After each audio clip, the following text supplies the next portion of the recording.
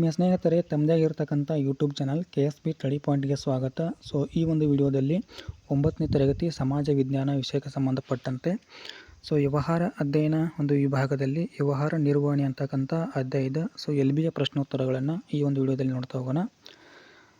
ಮುಖ್ಯ ಪ್ರಶ್ನೆಯಲ್ಲಿ ಏನಂತಂದ್ರೆ ಬಹುಆಯ್ಕೆ ಪ್ರಶ್ನೆಗಳನ್ನು ಇಲ್ಲಿ ಕೊಟ್ಟಿರ್ತಕ್ಕಂಥದ್ದು. ಮೊದಲೇ ಪ್ರಶ್ನೆ ಏನಂತಂದ್ರೆ ಇಲ್ಲಿ ಕ್ರಮಬದ್ಧವಾಗಿ ಕೆಲಸ ಹಂಚುವುದನ್ನು ಹೇಗೆ ಎನ್ನುವರು ಅಂತೇಳಿ. ಅದಕ್ಕೆ ಏನಂತೇಳಿ ಕರಿತೀವಿ ಅಂತಂದ್ರೆ ಕಾರ್ಯ ವಿಭಜನೆ ಅಂತೇಳಿ ಕರಿತೀವಿ. ಓಕೆ, ಇನ್ನು ಅದೇ ರೀತಿ ಭವಿಷ್ಯದ ಕಾರ್ಯಾಚರಣೆಯನ್ನು ಮುಂದಾಗಿ ನಿರ್ಧರಿಸುವುದಕ್ಕೆ ಏನಂತೇಳಿ ಕರಿತೀವಿ ಅಂತಂದ್ರೆ ಇಲ್ಲಿ ಯೋಜನೆ ಅಂತೇಳಿ ಕರಿತೀವಿ. ಇನ್ನು ನಿರ್ವಹಣೆಯ ಮೂಲಕ ಏರ್ಪಾಟುಗಳನ್ನು ನಿರ್ದಿಷ್ಟ ದಿಕ್ಕಿನಲ್ಲಿ ಕೊಂಡೊಯ್ಯುವುದಕ್ಕೆ ಏನಂತೇಳಿ ಕರಿತೀವಿ ಅಂತಂದ್ರೆ ನೇತೃತ್ವ ಅಂತೇಳಿ ಕರಿತೀವಿ. ಇನ್ನು ನಿರ್ವಹಣೆ ಎಂಬುದು ಬೇರೆಯವರಿಂದ ಕೆಲಸ ಮಾಡಿಸುವ ಒಂದು ಕಲೆಯಾಗಿದೆ. ಈ ಹೇಳಿಕೆ ಯಾರಿಗೆ ಸಂಬಂಧಪಟ್ಟಿದೆ ಅಂತೇಳಿ. ಅದು ಆಪ್ಷನ್ ಬಿ, JL ಹೇನ್ಸ್ ರವರಿಗೆ ಸಂಬಂಧಪಡ್ತದೆ. ಓಕೆ, ಇನ್ನು ಮುಖ್ಯ ಪ್ರಶ್ನೆ 2ರಲ್ಲಿ ಒಂದು ಅಂಕದ ಪ್ರಶ್ನೆಗಳಲ್ಲಿ ಕಂಡುಬರುತ್ತವೆ. ಮೊದಲನೇದಾಗಿ ನಿರ್ವಹಣೆ ತತ್ವಗಳು ಯಾವುವು ಅಂತೇಳಿದ. ಇಲ್ಲಿ ನಿರ್ವಹಣೆ ತತ್ವಗಳನ್ನು ನೋಡಿದಾಗ ಏನಂತಂದ್ರೆ ಭಾಳಷ್ಟು ಕಂಡುಬರ್ತವೆ. ಅದರಲ್ಲಿ ಮೊದಲೇದು ಕಾರ್ಯ ವಿಭಜನೆ ಅಂತಕ್ಕಂಥದ್ದು ಕಂಡುಬರ್ತದೆ. ಅದೇ ರೀತಿ ಅಧಿಕಾರ ಮತ್ತು ಜವಾಬ್ದಾರಿ ಅಂತಕ್ಕಂಥದ್ದು. ಇನ್ನು ಶಿಸ್ತು ಅಂತಕ್ಕಂಥದ್ದು ಇದೆ. ಏಕರೂಪದ ಆದೇಶ ಆಗಿರ್ಬೋದು, ನಿರ್ದೇಶನ ಅಂತಕ್ಕಂಥದ್ದು ಕಂಡುಬರ್ತದೆ. ಅದೇ ರೀತಿ ಏನಂತಂದ್ರೆ ವೇತನ ಒಂದು ಕೇಂದ್ರೀಕೃತ ನಿರ್ವಹಣೆ ಅಂತಕ್ಕಂಥದ್ದು ಕಂಡುಬರ್ತದೆ. ಇನ್ನು ಹಂತ ಸರಪಳಿ ಆಗಿರ್ಬೋದು, ಕ್ರಮ ಸಮತೆ ಅಂತೇಳಿ ಕರಿತೀವಿ, ಅಧಿಕಾರದ ಸ್ಥಿರತೆ ಅಂತೇಳಿ ಕರಿತೀವಿ, ಆಮೇಲೆ ನೇತೃತ್ವ ಆಗಿರ್ಬೋದು, ಒಗ್ಗಟ್ಟಿನಲ್ಲಿ ಬಲ ಅಂತಕ್ಕಂಥ ಒಂದು ತತ್ವ. ಎಲ್ಲವೂ ಕೂಡ ಏನಂತಂದ್ರೆ ನಿರ್ವಹಣೆಯ ತತ್ವಗಳು. ಇನ್ನು 2ನೇ ಪ್ರಶ್ನೆಯನ್ನು ತೆಗೆದುಕೊಂಡಾಗ ನಿರ್ಧಾರ ತೆಗೆದುಕೊಳ್ಳುವುದರ ಪ್ರಾಮುಖ್ಯತೆಗಳೇನು ಅಂತೇಳಿ. ಮೊದಲನೇದಾಗಿ ಏನಂತಂದ್ರೆ ಸಮಸ್ಯೆ ವಿಶ್ಲೇಷಣೆ ಅಂತಕ್ಕಂಥದ್ದು ಒಂದು ಪ್ರಾಮುಖ್ಯತೆ.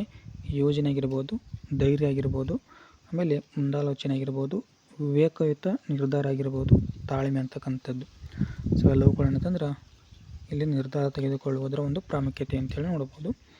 ಇನ್ನು ಅದೇ ರೀತಿ ನಿರ್ವಹಣೆಯ ಕಾರ್ಯಕ್ಷೇತ್ರಗಳನ್ನು ವಿಶ್ಲೇಷಿಸಿ ಅಂತೇಳಿದ.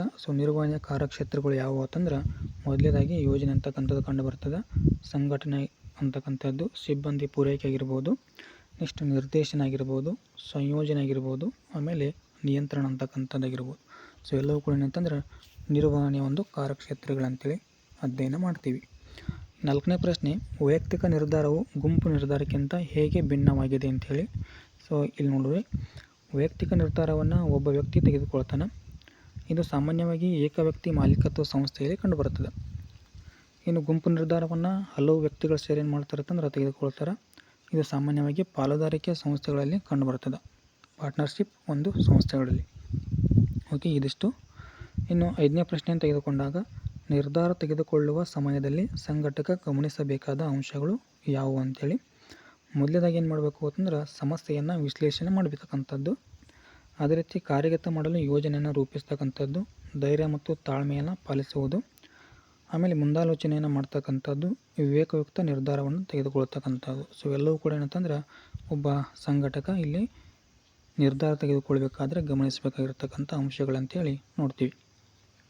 ಓಕೆ, ಇದಿಷ್ಟು ಏನಂತಂದ್ರೆ ವ್ಯವಹಾರ ನಿರ್ವಹಣೆ ಅಂತಕ್ಕಂಥ ಒಂದು ಅಧ್ಯಾಯದ ಪ್ರಶ್ನೋತ್ತರಗಳಾಗಿರ್ತವೆ.